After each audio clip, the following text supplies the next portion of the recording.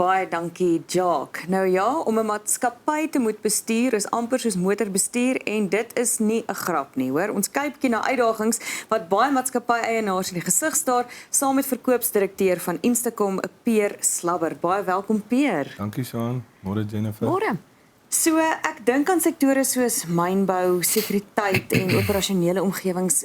Wat is van die grootste uitdagings wat maatskappye deesdae ervaar wanneer hulle groot spanne moet bestuur in sulke sektore, Peer? Kyk, ek dink op die twee sektore wat jy uitgewys het, is dit die grootte van die werksmag is altyd 'n probleem, want jy wil seker maak die persoon wat aanteken vir werk is nommer 1 die persoon wat daar moet werk op die perseel, want daar's maar wetgewing wat saam met dit gaan. En dan wil jy ook seker maak die persoon wat werk is 'n effektiewe, produktiewe werker om sy dag tot dag take van A tot Z te vervul. En dit is maar die grootste uitdaging, veral as jy nou dink op die myne, groot kontrakteure kom in op die myne, in die sekuriteitswêreld, 'n maatskappy kontrakteer 'n sekuriteitsmaatskappy om werk te doen.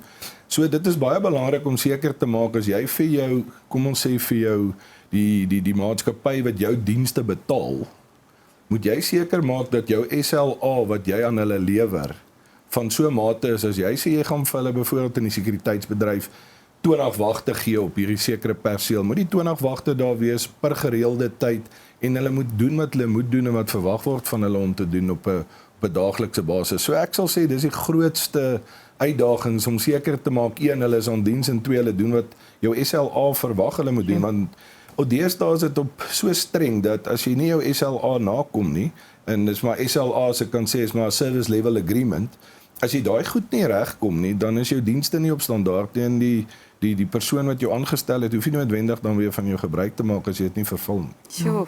Nou Peer, baie besighede skuif oor na digitale tegnologie, Internet of Things. Nou hierdie skuif, hoe help dit met daai aanspreeklikheid byvoorbeeld? Ja, Jennifer, ek dink waar dit lekker is, julle sit vandag ook met tegnologie in julle hande, dit vergemaklik jou lewe. Dis wat dit veronderstel is om te doen. Ja.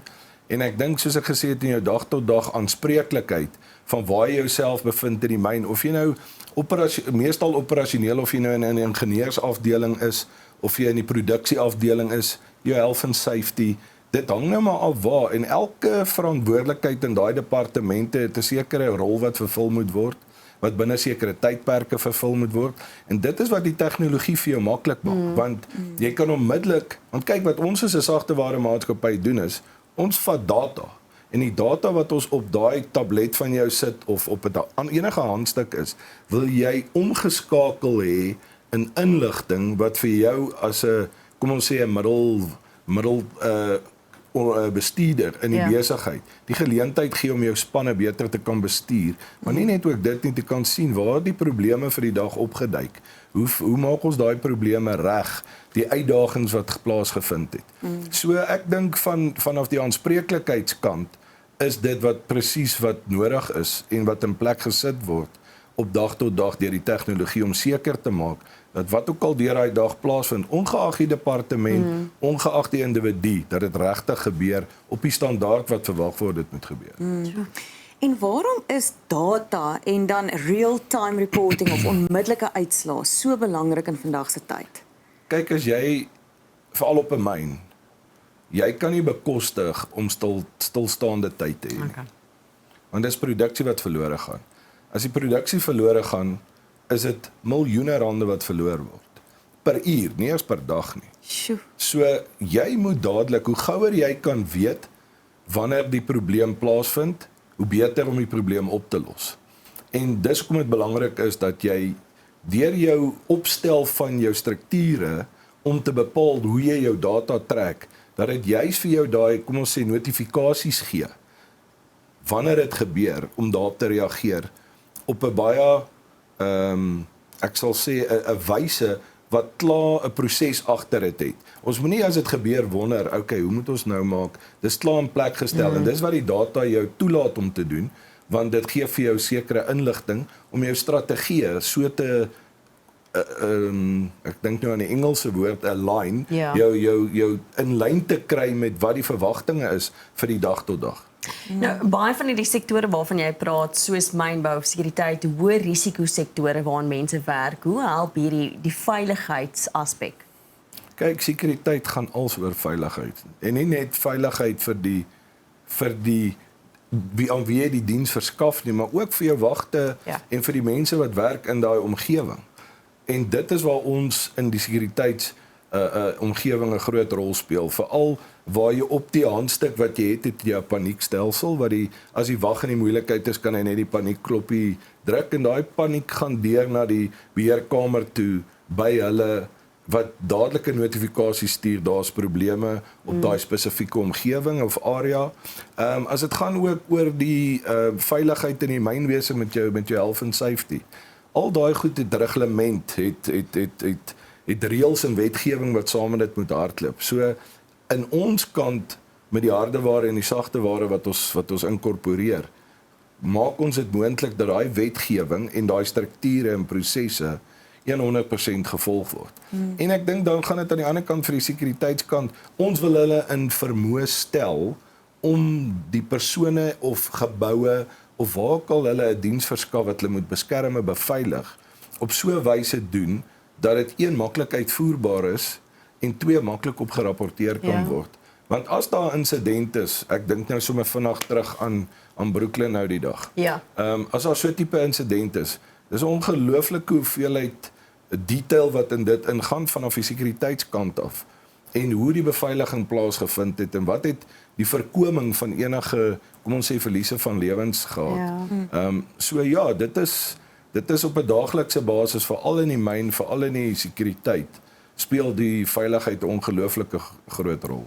Kom ons kyk gou na 'n videogreep wat Instacom vir ons gestuur het. For 14 years, we've increased business efficiency and profits for companies across the globe.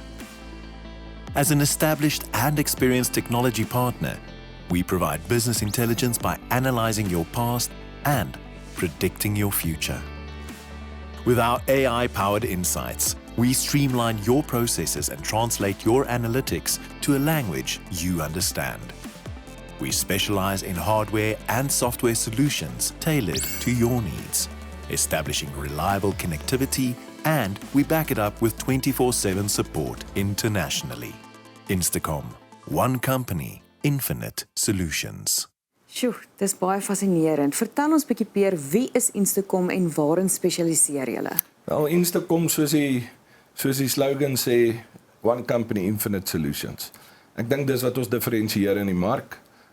Ons is 'n een-stop solution waar in die mark gaan jy dalk sekere gedeeltes kry van maatskappye wat doen wat ons doen, maar ons doen alles in een. Ons is gebaseer hier in Centurion. Is 'n maatskappy wat al vir 15 jaar in die Suid-Afrikaanse mark handel dryf en trots Suid-Afrikaanse produkte al gegenereer het. Ons is 'n sagtewarehuis. Ons bou werksvloei en werksmag modules. So ons funksioneer in enige vertikaal, of dit in 'n sekuriteitswerk vertikaal is of dit in die mynwese is.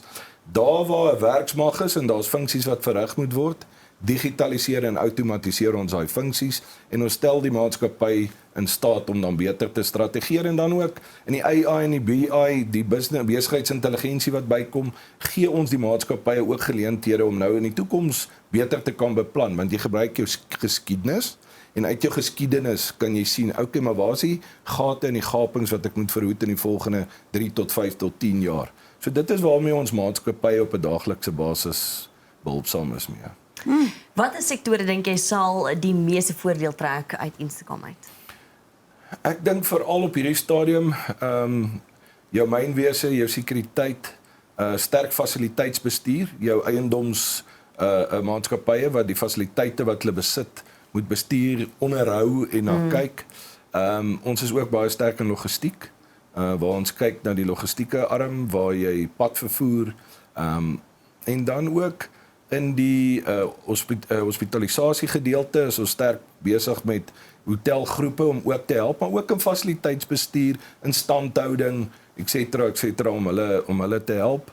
En dan het ons ook in die landbousektor, Ons is baie sterk in die publieke sektor ook, waar ons met staatsinstansies oor baie goedjies ook mee saam 'n pad stap. Soos ek gesê het, Jennifer, ons is eintlik, ons kan enigiets doen. Ons is baie buigbaar en die produk wat jy vervaardig is 'n produk wat jy ek sal sê saak spesifiek bou of versoek spesifiek bou vir wat se vertikaal ook al dit benodig. Baie vooruitstrewende maatskappy. Baie dankie Peer vir jou tyd. Dankie so.